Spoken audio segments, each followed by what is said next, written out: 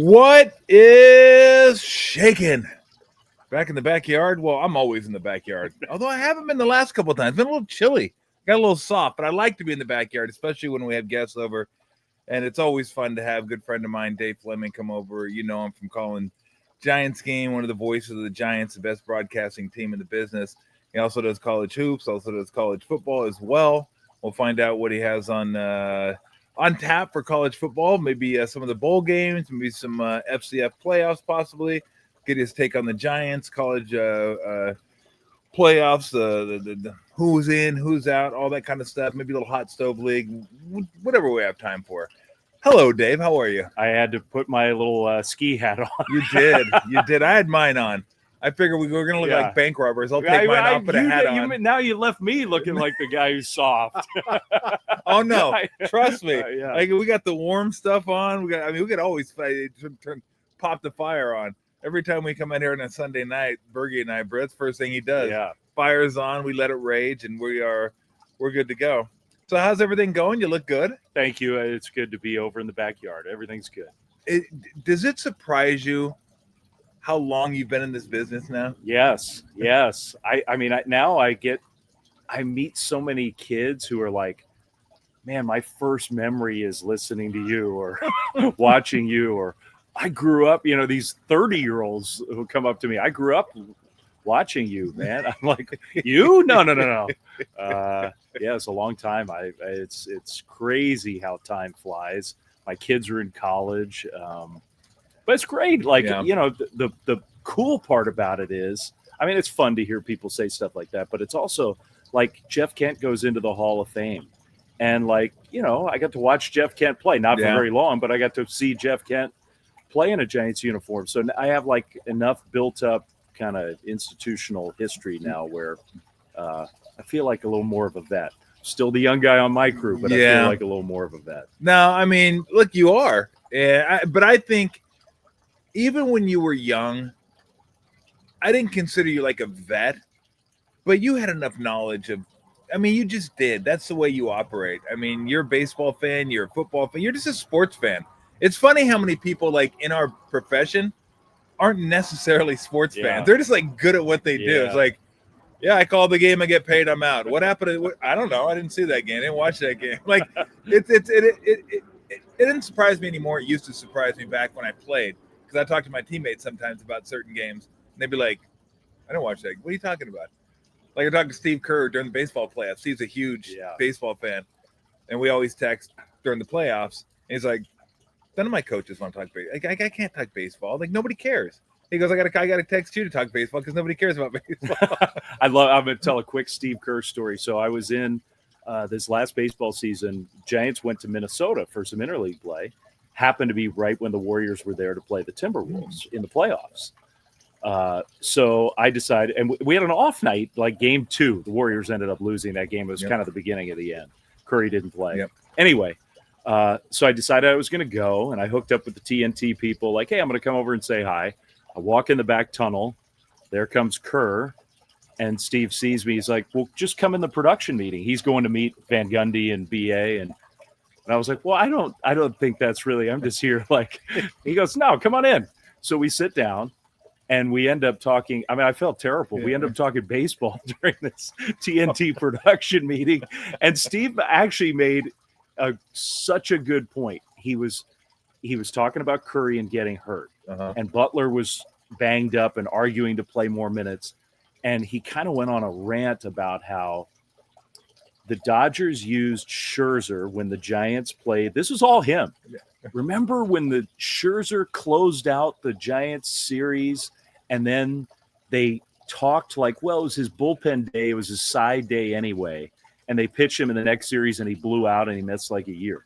And Steve's point was playoff intensity, playoff adrenaline, playoff, sort of effort level. And these guys want to equate it to a practice session or a bullpen session or a side session. And he was doing it with hoops too. He was like, we get these off days in the playoffs, but it isn't an off day in the regular season because playoff minutes aren't like regular season minutes. They just aren't. Anyway, I loved it because only Steve Kerr would be bringing up Scherzer and Yeah. Giants and arm injury, trying to tie it into Butler and Kirk.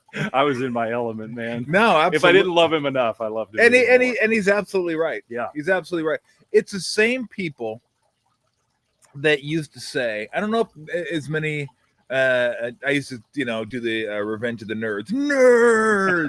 Like I still do it because it's funny. I'm not, but I mean, look, I believe what the nerds are selling a lot of the time anyway. But it doesn't mean I'm still not going to do it because I am, because it's funny. Ogre going nerds. But when people used to say, "Oh, the 9th inning's like the 7th inning or like the 8th inning," what is mix and match and just keep, it doesn't really matter. It's just an inning. And I was like, no, it's not an inning. Yeah. That's what analytics misses across the board. They miss the human element. They do. Some guys can handle it. Some guys can't handle it. Some guys can do better under pressure. Some guys do worse under pressure. Guys also like to know what their roles are. They don't like to be bouncing around 9th inning, 7th inning, 6th inning, 9th. It's like, so for those people that just thought, we'll just pitch them whenever, interchangeable. I was like, it just doesn't work. And I think they've kind of understood now. It doesn't work. I think it's a very good comparison, probably better than the one I'm going to use. The one that has been driving me crazy lately is kicking field goals versus going for it. Yeah. And it's different in terms of, like, you're talking about, hey, the 9th inning is different than the 7th inning from a player, like adrenaline standpoint and pressure standpoint. But I believe there is a team psychology when you don't just take some points sometimes. I agree. Kick a field goal, take some points. There's a positive feeling that comes out of that that maybe the math numbers don't agree with, but it's just driving me crazy how some teams just are refusing to take points. When I'm not talking about kicking a 55-yard field goal, like kick the 38-yarder and get on the board and take a lead. Yeah, instead of like 4th and 4, 4th and 4, let's go for it. Well, why don't just take your point. The one that kills me, and people are starting to buy into this, and I still not buying into it, is when you're down more than 14, you go for 2. Yeah. Because the analytics say, well, you want more information. You want to know what you have to do. If you get the 2, let's say you're down 14. You get the 2, now you're down 6, now you can win it. Okay, you missed the 2, now you need to go for 2 to tie it. Whereas if you go for the touchdown, you can still go for 2 and win it at the end. So here's my thing. They always say, we want more information. What they leave out is the fucking other team has information too. Yeah. If you miss it, they're going to run their plays differently, knowing they can run a little bit more clock now because you have to score and get the 2 to tie it. Like, that information isn't exclusive. It's not proprietary to the offense that goes for it. Everyone gets everyone knows. So I just think a lot of people take this stuff, swallow it down because they're like, well, look, the algorithms run it through and while I'm on the roll, let me just say this. Just keep going. I'm glad I had you over. to do this. This but is while old I'm men on the, sitting by a fire pit that's not turned on. But while I'm on the roll, the more plays they run and the more times they do this, the more information they get, the numbers could change. Yeah. They're always changing. They're not static. No. They're always changing. No. So all right, your thoughts. I do think you're right in that there has been a little acknowledgement lately of maybe the hard and fast line, because it really was for a long time. It felt like if you tried to make the point that you or I are making on any of these topics, you're an idiot. You don't understand numbers. You are so stuck in the mud. Yeah. You are behind. You're an idiot. There was like no debate. I think now there's at least an acknowledgement that maybe it's not quite as cut and dry. Yeah, exactly. Well, we had the same thing when we had, it's funny, we had Boog Shambi on. And I like Boog. Yeah. Although I was going over, this goes all the way back. He's kind of the opposite. Like he is a firm believer in. We went back to the World Series Dodgers-Rays when Snell was pitching. Remember, it was 6th inning. He had one hit. Mookie Betts coming up. They took him out. Which was funny because I go, if the Rays believed in analytics, that year Mookie Betts hit better against lefties than he did righty, or he hit better against righties than lefties. So, do you believe in analytics or you don't believe in analytics? Blake Snell has since proven he can go beyond 6 innings. So, anyway, I was saying, why not leave him in? He's pitching well. Dodgers can't hit him, blah, blah, blah. And I remember Boog saying, he goes, you don't understand numbers. And I go, Boog, I understand them perfectly fine. The thing is with numbers, they're always changing. So if nobody ever, if I can't go past 6 innings because 2 years ago I got lit up or whatever, and I never go past 6 innings, guess what? Those numbers will never change because you're never giving me a chance to go out there and pitch past the 6th inning. And now you're going to rely on your bullpen all the time. It's going to get tired. It's going to get broken. All the stuff that goes along with it. So my whole thing has always been with analytics. Let it inform you. Don't let it dictate to you. That's it. Yeah. That's a seems. And like then I go, okay, really let's move on because I could be. I'm going to get mad. You're going to get up and leave, and I'm not even going to acknowledge it. I'm just going to be talking like this son of a bitch. And unbelievable with this. Yeah. So, all right, you brought it up. I wanted to get to it. Jeff Kent, Hall of Fame. Yeah. Thoughts? I feel really good for him. So do I. I feel terrible in a way that it's so tethered to Bonds, and so much of the discussion has been who isn't in and who isn't being allowed in, as opposed to let's just celebrate Jeff Kent's in the Hall of Fame. Exactly. He was a great hitter for a long time. He was a great hitter on a great offensive team. He won an MVP. Everybody uses the home runs by a second baseman, and I think that's, if you're going to have a headline sort of reason why he's in the Hall of Fame, that's probably it. But there are other reasons too. Like, he was a great player, and I hope that we can, once it gets maybe closer to actually going in and the Giants do some stuff for him at the ballpark. Yeah. Because it's bugged me the last few weeks how the conversation around Kent almost doesn't even acknowledge his career. It's why isn't Lou Whitaker in? Why isn't Barry Bonds in? Why isn't Roger Clemens in? Why isn't Dale Murphy in? Why isn't, and look, I think those guys should be in too. But Jeff Kent is a Hall of Famer, and I'm really happy about that. Yeah, I was never all that troubled by the fact he didn't make it. I could see the argument for him not being in, but the percentages were a joke. It's like, are you guys even giving this guy a fair look? Like, you look at his numbers, and I know, you go by zone ratings or whatever. He didn't have the greatest range in the world, but when he got to it, he caught it, and nobody hung in on a double play any better than that guy hung in on a double play. We all watched him play defense. I'm just not buying he wasn't a good defensive player. I agree. Was he Roberto Alomar? He was not. But, he played second base, a really hard position to play, very well for a long time. I'm sorry, the defensive numbers, I just don't fully trust the trying to have some stat that sums up your career defense. I don't trust that stuff. I trust that maybe he wasn't an all-time great at second base. He was a good defender there. He was. And I didn't like a lot of people threw out, he had Barry protecting him in the lineup. And I'm like, well, that always helps. But guess what? About as much of the time, Kent was behind Barry. It's seeing if you can get Barry some pitches to hit. Not that it ever worked with Barry because he's Barry.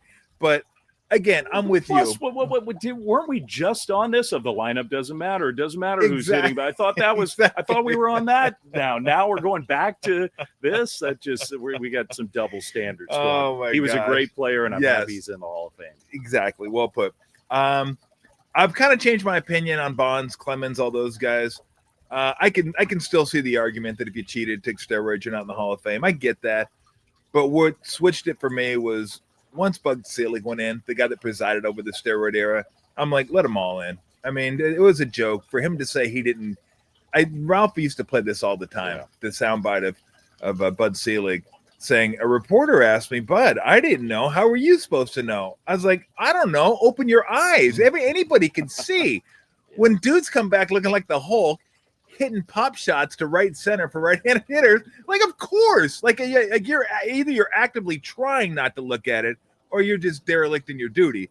But once he got in, I was like, let them all in, let everybody in. Yeah. You and I are not going to win that argument, though. No, I know. Yeah, but that's how we feel. Yeah, I do too. I mean, it's just impossible. There's no way we're ever going to delineate who did, who didn't, who was doing what, how much did it. We're just not. It's an impossible thing there are guys in the Hall of Fame who 100% absolutely did that stuff. They just weren't named in the same way as Barry and Clemens and a few others. And the whole thing makes me sad. But the Hall of Fame players don't want those guys in. That's it's clear now. Of all this is that the players themselves. Everybody likes to blame the writers or it's the Hall of Fame players that are the blockade. They are relentless in their opposition to this. And That doesn't seem like it's going to change. Yeah, no, you're absolutely right. And no one seems to be picking up on that. No one seems to be blaming the Hall of Fame players. It's like, hey, talk to them. Yeah, if you that's want those, who it is. Yep. If you want those guys in, then talk to them. All right, let's get to this year's Giants. Maybe a little hot stove league. I think we didn't talk about lukewarm stove. Yeah, exactly. I would have never thought at the end of the year stove. we'd be saying, boy, they really need pitching. Yeah. We thought the pitching was where they had their strength and they needed some hitting. I think you and I sat here before the season last year and talked about, man, they got 9 starters. What are they going to do with all these guys? Now they have 2. They basically have 2 or 3. I mean, Verlander was like the last half of the year had some really good starts he was for good. him. Yeah. I mean, look, Webb and Ray, I thought they were actually better than their numbers may have. I thought they wore down a little bit at the end of the year, and I thought the pressure that every time they took the ball, they had to pitch a gem. Like, because if they lose, they could lose 5-6 in a row. Yeah. It's like, God, we got to. So you got Webb, you got Ray, and then after that, I mean, do you think there's any interest in the Japanese youngster that's coming over? My sense is no. No. Some interest, but my sense is, everybody's blaming the budget and Giants are being cheap and going cheap. I mean, there might be some budget stuff going on, but I think it's more an evaluation, and they could be wrong. They could be wrong. This guy is talented, but I think they're not looking at him. This is just a pure guess. This isn't like me passing along inside info, but my sense in talking to them all is like they just aren't overwhelmed by the chance of like big time success hitting the ceiling. So in that case, I'm in favor of not giving a $200 million contract. If you don't think the guy's going to be an elite player, don't give him a big deal that maybe precludes you from doing something else. I think that might be the case with a lot of these higher end starting pitchers. All of them you can make an argument for. Every single one of them you can make an argument against. Would they help the Giants? 100%. All those guys would help the Giants, and they need somebody. They need some starting pitching depth. But I'm not convinced they need at the highest end. I think they can be fine if they get just some guys who can compete for those spots because they need some extra arms. Who's your out of the guys that are either have pitched in the majors for a short time or guys coming up in the minors? Who are you hopeful for? Yeah, that maybe can come up and make an impact with the Giants? It's a good, hard question. I mean, I think I could make an argument that Hayden Birdsong is the most important player in the organization right now who's not an established, more than Eldridge. I could make the argument more than a lot of, they've got some talented young guys who are still a couple years away, but the farm system's gotten a lot better. We're going to see some of those guys fairly soon, but I could argue that Birdsong is the one guy with kind of the elite ability level on the pitching side who hasn't come close to reaching that and may not. I mean, it could be that he isn't going to. I believe in him. He wants to be good, but I think if I were in charge of the Giants, I'd be devoting a massive amount of time to trying to get him figured out. I like the kid McDonald. I think he can have a role on the pitching staff. Landon Roop's going to be solid. Mm-hmm. There are other guys who can help, but Birdsong to me is the one guy who I looked at the last few years like, okay, that is a high-level major league starter repertoire if he can get it together. I think he can. Yeah. So what about Eldridge? I mean, we don't know. I don't know if Sabian said this or alluded to it, or maybe I just made it up, or somebody had to have said it. You're a prospect until you're not a prospect. Yeah. Like, how many prospects have never panned out? A ton of them. Yeah. I don't know what this guy's going to – I don't know if he's going to be good or not. I mean, it looks like he has the tools to be really good. From what I've read, the makeup's good, all that stuff. But what are your thoughts and hopes for him at first base? Because obviously that's huge to not only have another power left-handed bat in the lineup, but to have a young, controllable asset for 6 years would be massive for them. Yeah, they need it. They need it. The fans need it. You need, they've done a good job. Webb is one of them. Patrick Bailey's one of them. Ramos has become one of them. They've done a better job than they get credit for developing some homegrown players. Yeah. They still need an anchor, one of those, and he can be that guy.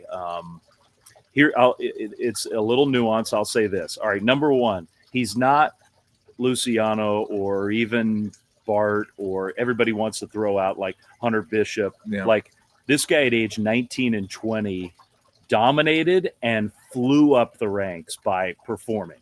So that differentiates him from those other guys who always had ability and always the scouts identified with, their tools there, there's first round pedigree or whatever. Like, no, Bryce actually did it and earned his way up fast. And the list of players who are that age who do what he did is a really good list to be on. Like, most of those guys who did what he did turned into good big league players. That's where I think there's a difference with what Sabes is saying. And I agree with Sabes, but you're a prospect until you're not, except for there's a lot of data that shows, like, if you're a certain age and you're putting up numbers in the minor leagues, that's a really good precursor to success. So I think the signs are all pointing towards this guy's going to be an impact hitter. He has flaws. The strikeouts are always going to be there. The number one flaw is, and it's not his fault, but he's never going to give you, even if he turns into a really good first baseman and he's gotten a lot better, when you're first base only, it just limits. Yeah, there just aren't many. You think around the game, they're just, Ohtani doesn't play a position when he's not pitching and is elite. Yeah. There aren't that many of them. The bar is so high to be like a great player. And that's why I think they have to at least be open about the idea of, if you got somebody you thought was a great all-around player in return, I could see the case for, even if he gets to his ultimate ceiling, this guy's going to be hitting 35, 40 home runs at the big league level. Those guys who do that without adding much base running defense, they're still limited in, like, how great are they? That's not a knock on him at all. I think he can be really good. He hit 180 and didn't hit a home run. I loved his at-bats at the end of the year. I thought they showed, like, huge growth. He was taking tough pitches. His outs were hard. His contact was loud. He didn't look overwhelmed. He didn't look nervous in big spots. All that stuff looked great to me. But there is a cap when you're his profile of player that's different from, say, like, when I'm trying to pick, like Bobby Witt Jr., who was a top 10 prospect. Like, Bobby Witt, even when he's not hitting, is a great base runner and a great defender and, like, just adding value in other ways. Bryce is never going to have that, and that kind of limits the type of player he can be. Ultimately. Yeah. No, I'm so glad you said that, because baseball's and I think this happened under Farhan a little bit. And by the way, I liked Farhan. I like talking to him. I think he's a really smart guy. And I hate when fans, even broadcasters, people affiliated with certain organizations, kill a guy after he leaves. Yeah. It's like, shut up. Yeah. Just stop. If you want to kill him while he's there. And I thought I thought his biggest problem was too offensive focus, like trying to get all the matchups and the lineups right without worrying about defense.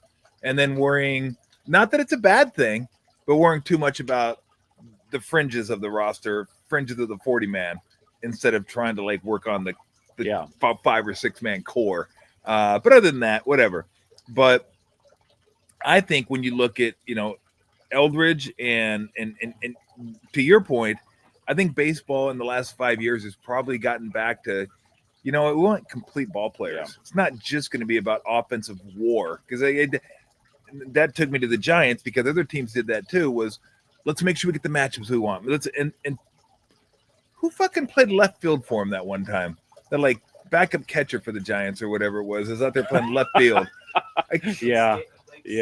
No, I know who you're talking about. Like third baseman. Like, he came from the Rockies. Yeah. I'm like, come on. I know they're hitting balls out there, and it's like he's chasing them around. I'm like, what's that his fault? Yeah. Shouldn't be out there playing left field, but they got the matchup they wanted. But I think baseball is getting, like, we want more complete players, right? How can you help us when you're not hitting? Because I always look at basketball. How can you help when you're not scoring? Do you rebound? Can you assist? Do you play good defense? Do you set good picks? Do you get on the ground, get us an extra possession? What do you do to impact the game when you're not scoring? And I think the same is true in baseball. You're not hitting. What do you do to help the ball club? Can you draw a walk? Can you run the bases? Can you hit to the right side when we got a guy on second base? Can you get a fly ball and just get a guy in from third base? The Giants have been awful at that the last few years. Like, good Lord, can we just work on a little bit of the fundamental? But those are winning plays. I want guys that can have winning plays impact when they're not hitting. And to your point, maybe Eldridge can, maybe he can't, but it limits you when you're at first. It just limits you. He's gotten a lot better from where he was in spring training last year to where he was at the end of the year. I was shocked how much better he was. Yeah. So that's a great sign. Like, he's going to be, I think, a good first baseman. You're still not impacting the game in the same way. If the Giants do one thing this offseason, again, this is just me. Mm-hmm. I'm not in charge. I'm not the president. I'm not the GM. Thank God. But they have to catch the ball better in the outfield. Yeah, absolutely have to.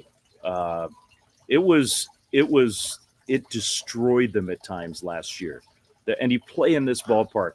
To me, I am willing to make sacrifices on the offensive side to get that right. And look, that sort of brings Ramos into full focus. I love Elliott. Elliott's a great young man who has worked his tail off and continues to, and cares and is passionate and all the stuff you want from a young guy. Elliott is. He had a terrible year defensively, and it's got to be better. And if it's not better, it takes away all that other good stuff. He hit 20 how many home runs and hit the ball hard and came up with all these big hits and had these great moments, and it almost all of it got washed out by just being a bad defensive player. And it's not that he doesn't care. He's putting in time, but somebody's got to find a way to connect with him and see if they can get that better. Yeah, it's not apples to apples, but it's kind of the equivalent a little bit of basketball and hockey plus minus. Yeah. Like, okay, so you scored a whole bunch. You had 30. I used to have a guy that I played with would look at the box score at the end of the game and go, I did my job. I scored 30. And I'd always go, yeah, you gave up 32. Yeah. Like, look at the guy you're guarding. True. Like, great, you got 30. We're still -2 just in the guy you were guarding. Lee's got to be better in center field too. Yeah. I thought he would be. I don't know why. Maybe just the body type. And I always equate like some of the Asian players with being like, and this is so, I'm racially profiling here. I'm going to just let you know that right now. Put a like little banner at the bottom. Tom knows he's racially profiling, but just like smart guys, athletic guys, the guys that understand the game. And I didn't see as much as I thought I would see. And look, that's me. I mean, I shouldn't have thought that way. Not everybody's the same, but I just thought he'd be better just because of his athleticism. I thought he'd steal more bases. I thought he'd be better in the outfield. Yeah. If he's not going to be as good as I thought he could be, then it really hurts to have Ramos do what he's doing left because you don't have the guy in center kind of making up ground. It's like they got to get better in the outfield. And Gilbert might have to be the center fielder. Gilbert's ceiling is probably limited offensively. He is. He's a crazy kid, but he's a very good defensive outfielder. Yeah. And you saw at the end of the year, it was not a coincidence when Verlander was on the mound, Drew Gilbert was in center field. Like, Verlander's got the sort of status to say, I want that guy out there. That wasn't a total coincidence. And so maybe Lee can be a better corner than center fielder. Maybe he's always been a center fielder. Maybe a new coaching staff can help connect with him. Because to me, with Jung-Hoo, a lot of it is just sort of confidence. Yeah. You saw the moments of being tentative and not taking charge out there. He needs to run like the bunnies are running around. My bunny's on meth right now. I don't know what's going on. I have no idea what she's doing. Yeah. She's like tweaking right now. I've never seen her do this before. I don't know if she like got if we got some bunny dope out here or something that like she's digging into. I've never seen it. I've never seen her like that. They got to get that figured out too. Yeah. He's too talented. Because to your point about like fundamentals, and you sort of stereotype that the players who come from Asia are going to be very fundamentally sound. You watch Team Japan, different from Team Korea, but you watch Team Japan play and how drilled into them all that stuff is. He's the son of an all-time great player. Yeah. And grew up around the game. He knows all that stuff. The instincts of the game are there for him. To me, it was a fear factor of not wanting to make mistakes, not wanting to take charge, not wanting to make outs on the bases. Somebody needs to help him. Be a better base stealer, be a better base runner, be a better defensive outfielder. That is coaching. It's possible. Yeah, no, you're right. Part of the reason why there's a new coaching staff is because Jung-Hoo did not play up to his level of talent, and so that's why there's some new folks coming in. And if anybody out there wants to profile me and say, you know what, Tom, he's really smart, really good looking, that's totally fine by me. Like, I think people should be okay with profiling if it's positive stuff. Go ahead. Totally fine with that. Totally. I'm okay with that. We are all good. Just a wild guess. Where do you think Kyle Tucker may go? I think he's going to go to the Dodgers. I do. I mean, would that be unbelievable if they just said, yeah? I mean, I don't see like a big long-term deal for him. Maybe I'm wrong about that. Yankees might. The Yankees, I think, are the other team that probably makes the most sense. God, we're back in that era again. Maybe they're waiting for Bellinger to make up his mind, and then if Bellinger wants to come back, then they don't need Tucker. Yeah. But I think, a big dollar amount, maybe for a little shorter, those teams won't have any problem doing that. Yeah. Maybe the Dodgers will give him like 75 a year and guarantee like 1 a year. And the rest will be sign the Ohtani deal. Yeah. I mean, that's what they're doing. And there's no rules against it. There is no rules against it. And look, I don't think there should be rules against it. You're just upset because it's the Dodgers doing it. If the Giants were able to do it, you'd be super happy that somebody said, oh, yeah, I'll go to – yeah, I want to go to the Giants. I want to play for the Giants. Yeah, just give me deferred money. Give me $2 million a year, and we're good to go. You'd love that. You hate that because it's the Dodgers. Yeah. And I totally get it. Yeah. It's like I tell people, you would hate Draymond Green if he played for the Lakers. Hate him. Of course. Draymond Green fan who doesn't say that is – Draymond Green would probably be top 2 most hated list if he played for the Lakers, but he doesn't. He plays for you, so you're super pumped to have Draymond most of the time. Yeah. Even sometimes Warrior fans like, I'm not sure I love that. I'm not sure I loved him turning the ball over and then yelling at Quentin Post, like, bro, what are we doing here? You're like, don't yell at me. You turned it over. What are you yelling? Bro, why are you yelling at me? Because I didn't come get the ball. Like, please, what are you doing? Dodgers are vulnerable, though. I believe that. I think the Dodgers are not. Look, the starting pitching is really, really good, and if Dodgers can't keep anybody healthy, and if the starting pitching stays on the field, they're that's just the sort of the ultimate tiebreaker for them any given night. But you started to see some signs of some of their core players deteriorating. Yeah, Mookie had a down year. I mean, at some point, Freddie Freeman is going to start to slow down. Max Muncy at some point isn't going to hit the big home run every playoff game.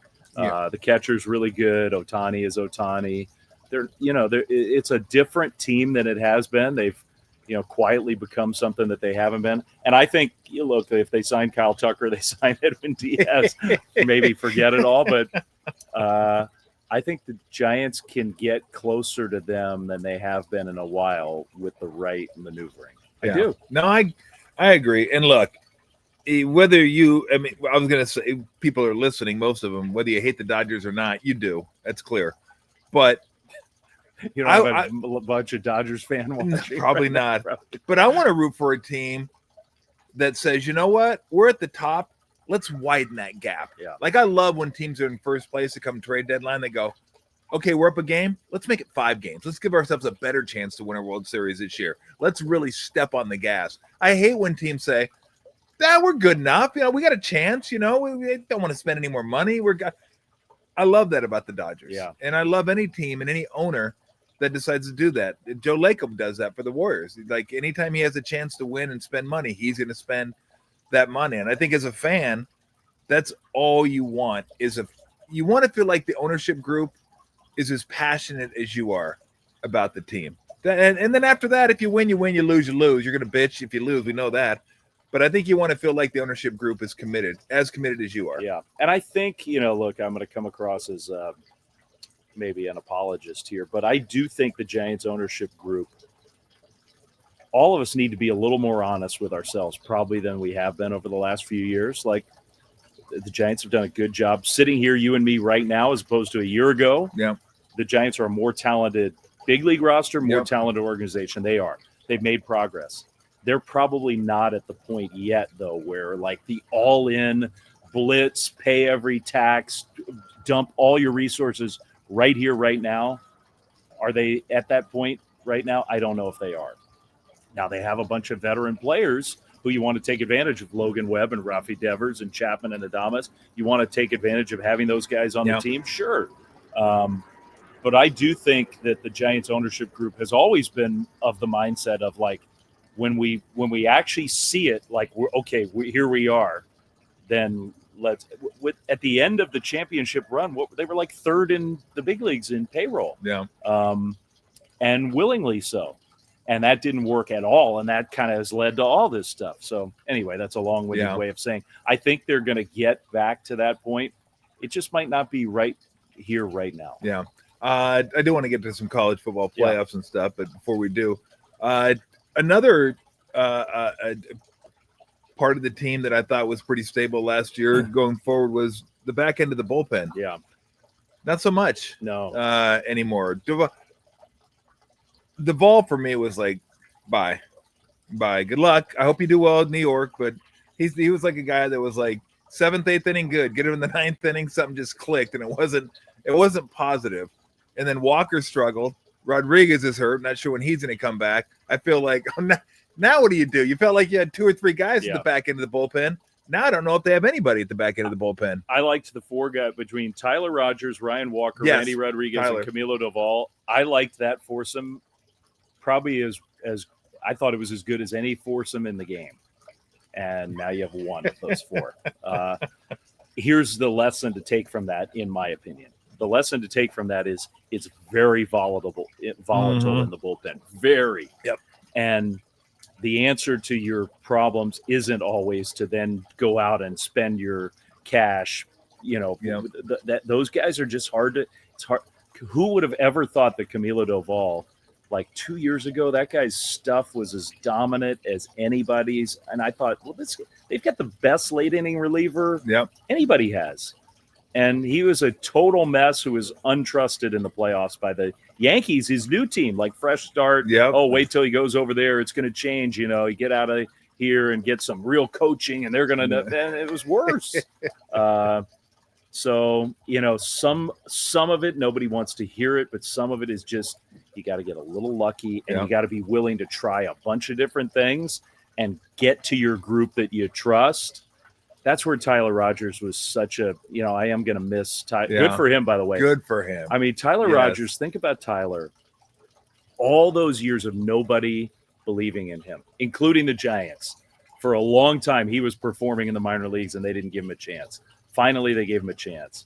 And he just signed a $38 million contract. That's so cool. Like, that is a dude who put in the time and had to convince everybody to get to that point. So, I miss him on the Giants, but that's the value of Tyler wasn't to me like, he's the guy you want with the World Series on the line. Maybe he is, maybe he isn't. It was so reliable and so predictable in a world where everything else is crazy down there in the bullpen. He was just Mr. Steady. Yeah. I mean, look at the Dodgers. They go and spend all that money on Tanner Scott. What did he do last year? It was awful. Yeah. Horrible. You never know. Kirby Yates and Tanner Scott weren't on the World Series roster. They spent a combined like $40 million on those 2 dudes. And they go out and get Diaz, and look, he's been good. Doesn't mean he's going to be good going forward now. Zero guarantee. The one thing I get out of all that was Giant fans need to step back every once in a while and just realize how special the core 4 was. That doesn't happen. And they didn't even have flamethrowers back then. No. They just had dudes that were able to get the job done.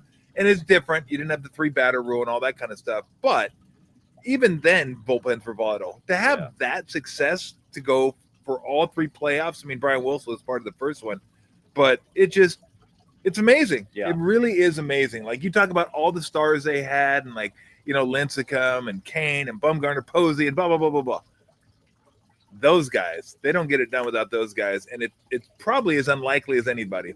Over 6, 7, 8 years. Yeah. Like, that's a long period to have those guys do what they did. You're right about that. No. What a luxury that was. Okay, last Giants thing. How much does Patrick Bailey get hurt by the ball strike challenge? I don't think. Okay. I don't think he gets crushed by it. I don't. I think Now, I could be proven wrong. Maybe when we get comfortable with this, we're going to see a lot of successful challenges. Yeah.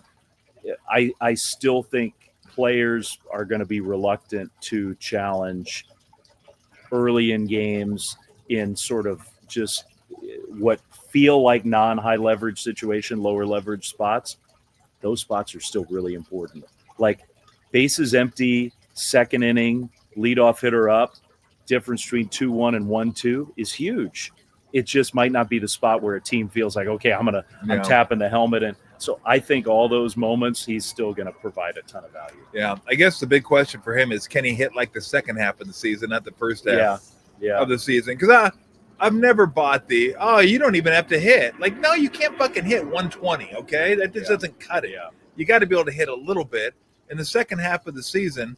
And correct me if I'm wrong, because I wasn't like dialed in like I usually am, but he continued to switch hit the whole year. He did. Correct? Yeah, that's what I thought. He did. And I'm wondering if that maybe is something he looks at and says, do I really need to go with the switch hitting along with the catching? I mean, boy, that's a lot on your plate mentally to have to deal with all that. A lot. And so I have so much sympathy for catchers just in general. Like the stuff that they have to do is so above and beyond what anybody else has to do. It's hard to be a catcher, really hard. But, you watch him in those high leverage spots. Like he was the Giants' best clutch hitter in a lot of ways. And it makes you wonder, like, if the focus and concentration level could be upped overall. Yeah. Get to that, sort of late and close scenario that he seems to be so good at, make that a reality more consistently. I am more hopeful with the new coaches connecting with him than probably with any other. Oh, look, Bob was a former catcher. Bob and Patrick had a nice relationship. But I think Bailey, and I would say if Patrick were sitting here with us, I would say this to him because I love Patrick. But I do think like him getting pushed in maybe a different way, he's so naturally talented. I'm not saying it's easy for him. He puts in a lot of work. Yeah. But I think him getting sort of challenged and tested in maybe a slightly different way could be really good for him. All right, let's switch to some college football playoffs. Do we need two group of 5 teams in the playoffs? Yeah, we don't need any, I don't think. I don't think we need any. I love underdogs in sports, I do, but you're picking first of all, it's football. It's not college hoops. Second of all, you're only taking 12. You're not taking 64. If you picked a college basketball bracket to win a championship, hold up a trophy at the end of the year, we are college football champions. If it were hoops and you had 12, would you take George Mason or VCU or pick your favorite, underdog? You would not. You would not argue for that. Football needs to have a minimum threshold. And maybe to protect against like big conference bias, you could let the computers determine that threshold to take away like sort of like collusion of the commissioners of these leagues are the ones sitting in the room deciding, and they're never going to favor if there aren't some rules in place. If you're in the top 10 or 12 by the computers, and you meet that threshold, you're a conference champion, okay, you're in. Otherwise, you're not in. JMU lost by 2 touchdowns to Louisville. Louisville was a good team, solid team. What are they, 7-5 maybe, something like that? And Tulane lost 45-10 to Ole Miss. Crushed. They're going back to Ole Miss now. Like, is it going to be closer? I think it will be closer. I think Tulane probably got better as the year went on. I don't always look at the score, but 45-10. Like, they were not a national championship caliber team this year. They weren't. They're not going to win the national championship. Those spots are precious. That would be a real important focus for me if I were college I agree. football. Look, Oregon's favored by 21.5. Yeah. Mississippi's favored by 17.5. Yeah. If you're gonna have a 12-team playoff, to me, like every spread should be within minimum 2 touchdowns. I mean, you shouldn't have spreads that are 21.5. If BYU were at Oregon, what would the spread be? 10-9?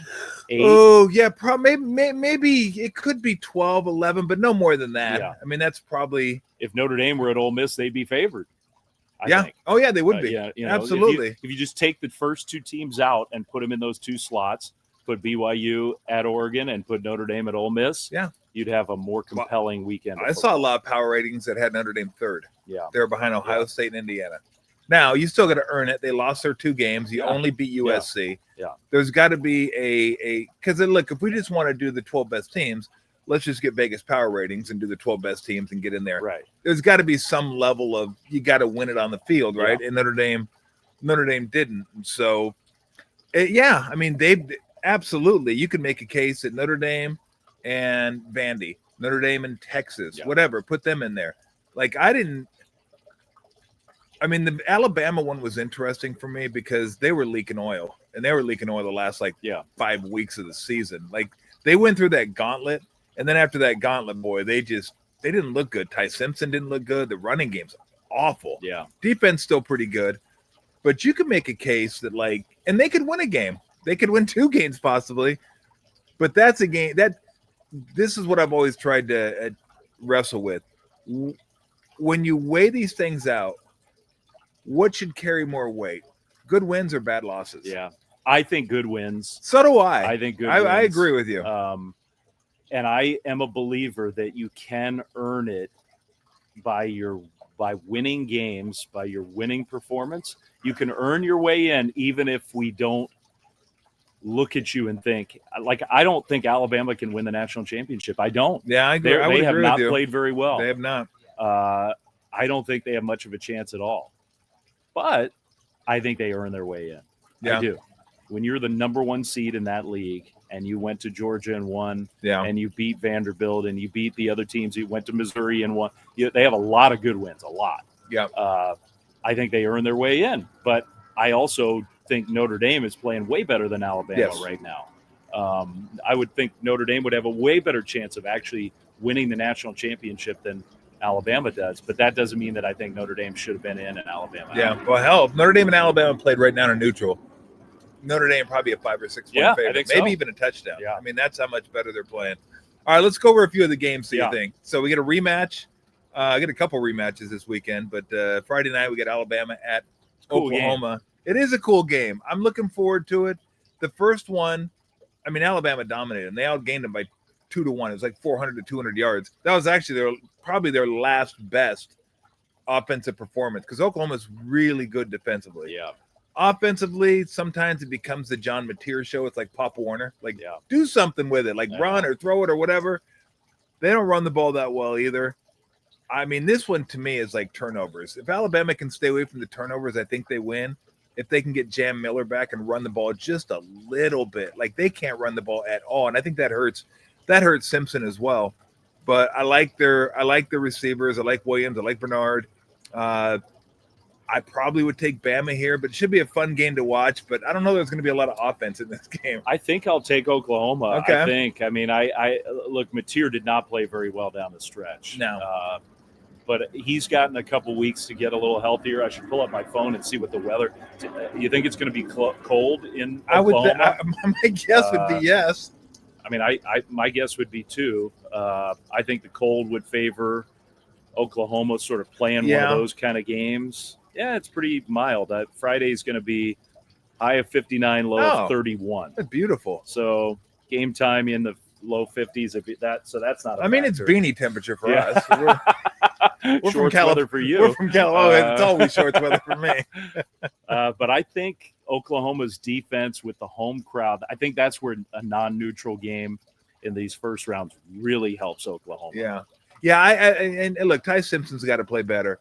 And this is my own picadillo here that I don't know why I can't get over this. But I'm going to take my hat off for this just so I can demonstrate. I never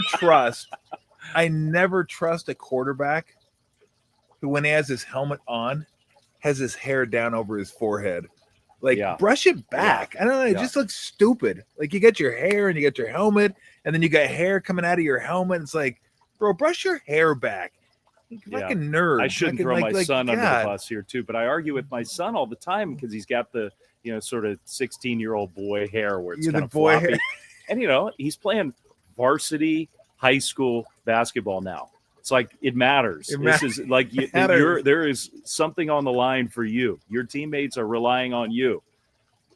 Can you see the ball? Can you see where you're supposed to be going?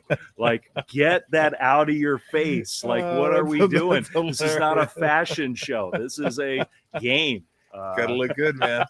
Look good, play good. Okay, so you like Oklahoma, I kind of like Bama. We'll skip the two big spread games. A&M Miami is an interesting game. I'm glad Miami got in. I mean, look, that was the good wins versus bad losses, right? Because it was funny because everybody's like, well, Notre Dame's only lost to Miami and A&M. I'm like, yeah, but Miami's like the one that's trying to get in. They beat you can't just say, but that was a good loss. We lost to you. Yeah. So they lost to SMU and Louisville. Yeah. Is what the Notre Dame people were yelling at me. So many Notre Dame people, look at their losses. Their losses were terrible. Yeah. First of all, they're not terrible. Those two teams are they're okay. Are good teams. They're good teams. Not great great teams, yeah. but they're good teams. Yeah. So they're not terrible losses. Yes. Second of all, one of your losses is to them. Like, I just couldn't understand why that was so hard to. I know. Yeah, but they're 2 losses. Okay, that's fine. One of your losses is them. They couldn't wrap their heads around that one. Could not. And their best win was USC. Yeah. Miami's best win was against you. Against you. you. And you're like a third-ranked team and the fourth-ranked team. You, and they beat you guys. Yeah, I didn't understand that. Again, we both agree they should be in, but not over Miami. Yeah, this game I find interesting because Carson Beck's had a good year. I can't remember the name for the receiver. I think it's Tony. Yeah, okay. He's really good. Oh my gosh, he's he electric. Is so good. And their defense is really good. Yeah, the edge rusher's awesome. Yeah. They got some other dudes up front. I like A&M's defense. Reed's an interesting dual threat guy. Like when he gets it going, he's like fun to watch. Run it and throw it and all that kind of stuff. I don't really know what to make of this game. I guess, like if I were wagering on it, I probably would take Miami. Although they were getting 4.5, now they're getting 3.5. So I'm probably just going to watch the game. But I guess home field is maybe the difference in this one. I'm on A&M. I love Marcel Reed. I think he's one of those guys too, where over the SEC schedule, which is just relentless. And this is another thing that the Notre Dame people don't want to acknowledge, that the Boise State people never used to acknowledge. When you play a schedule where, Notre Dame played some good teams, some. When you're Texas A&M, every single week you're just getting your brains beat in. Yeah. It is a war every week. SEC, even the SEC teams that aren't great, Mississippi State was not a very good team. Like you walk on the field before the game, those are like SEC bodies. They're dudes. And the attrition level over a long season. So for a guy like Reed, who's not a big dude, I think 2 weeks to like refresh and just feel better is huge. Yeah. I think he's going to play really well. I like A&M's coach a lot.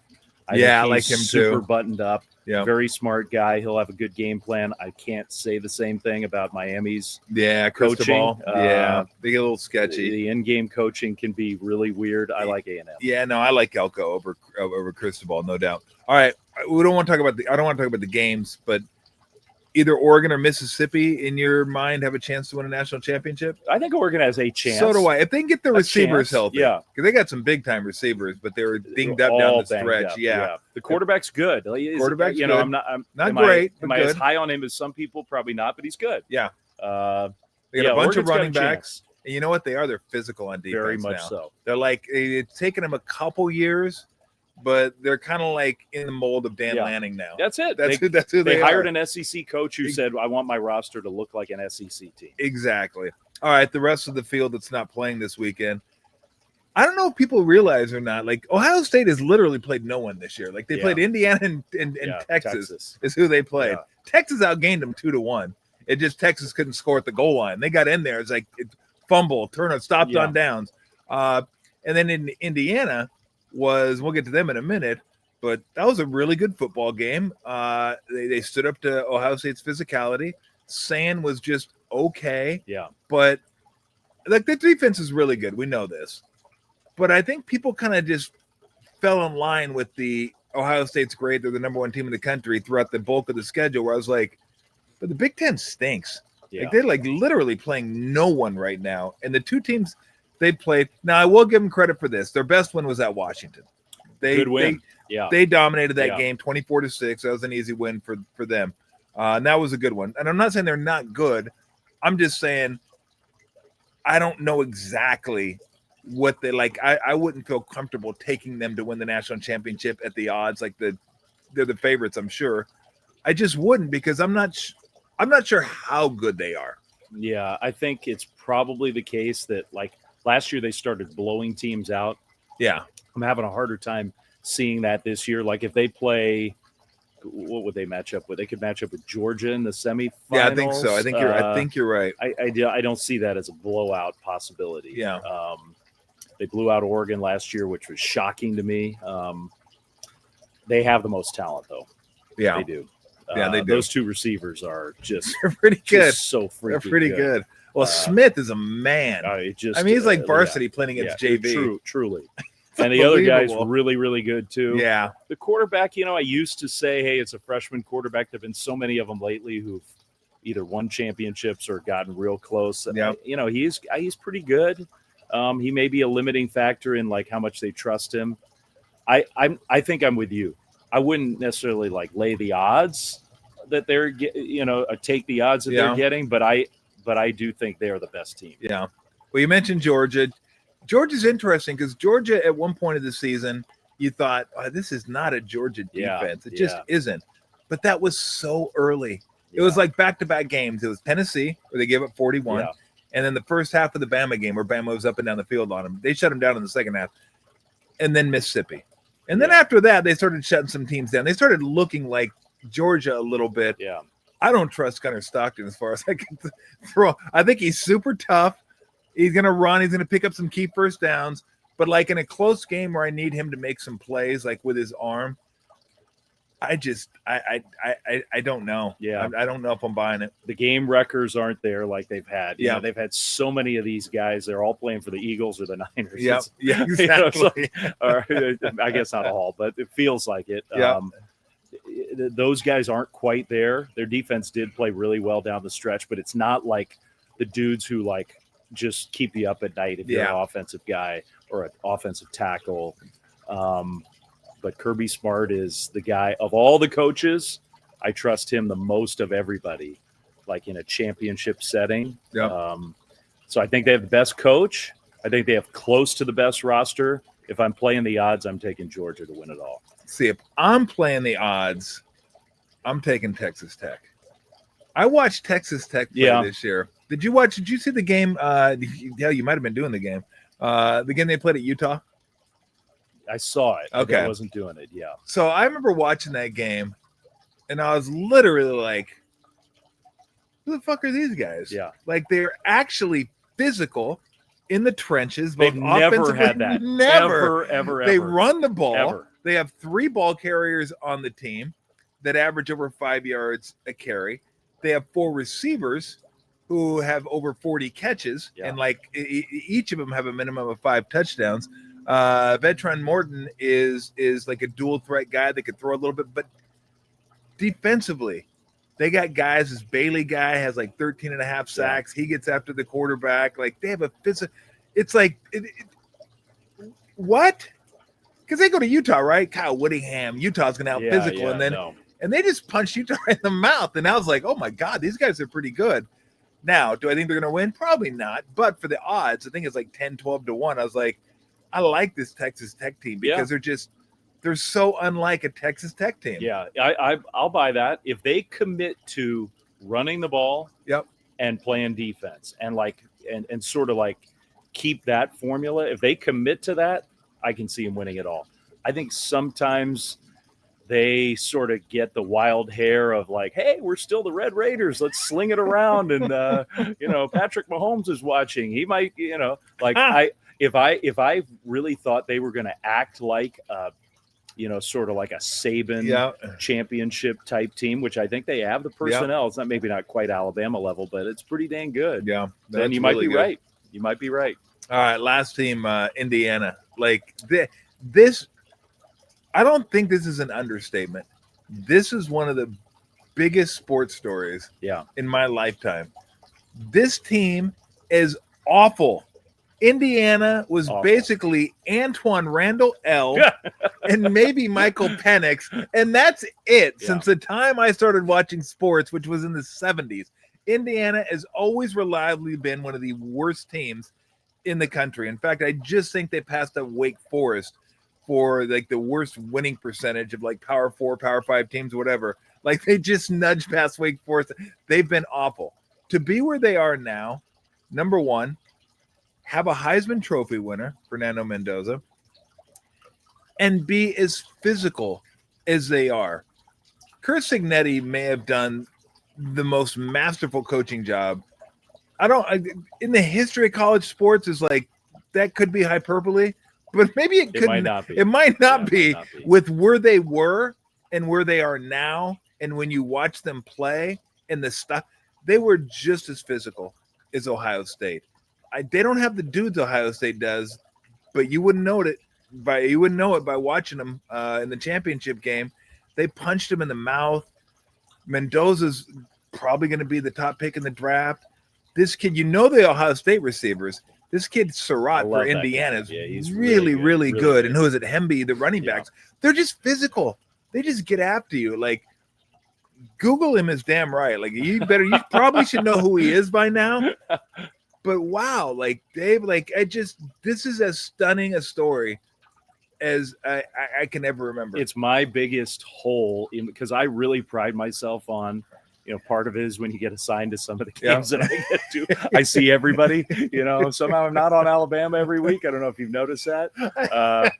But I really pride myself on getting to know almost everybody in the sport, having exposure to just about everybody. I've spent time with all of them except for him. ESPN, we don't have the Big Ten. Yeah. And so it's only his second year. I haven't had him in a bowl game or any other spot where I could have at least tried to get some insight into because I'm just trying to figure it out. Yeah. How is this guy this good? Is it he can identify talent so well? Is he just a genius at putting on the tape and saying, okay, that kid playing right guard for UTEP, we want him? Maybe it's that simple.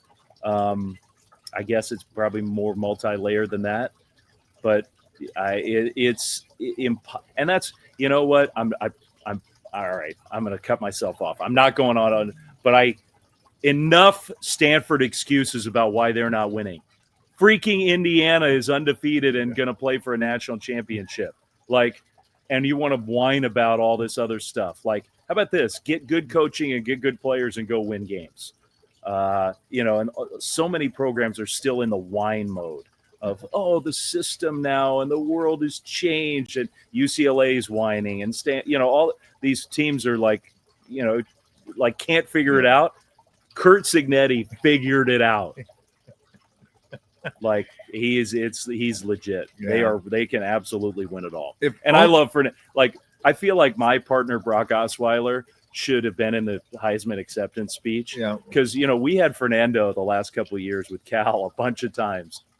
And right when he was sort of emerging as a player, we had him. They won that game at Auburn. We had that game.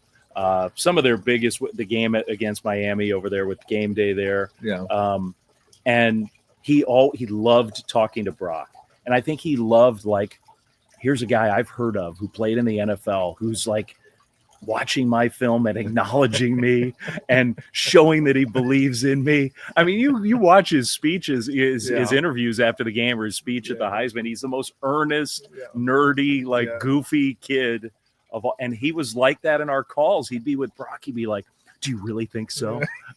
I so appreciate that from you. And they'd sort of talk nerd football or whatever, quarterback. And so I am pulling for that guy because I feel like we were there's ground floor and then there's starting in the basement, and that's where we did with him.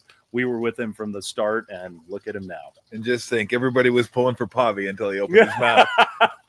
Sometimes just keep your mouth shut. Yeah. You know what about Stanford too?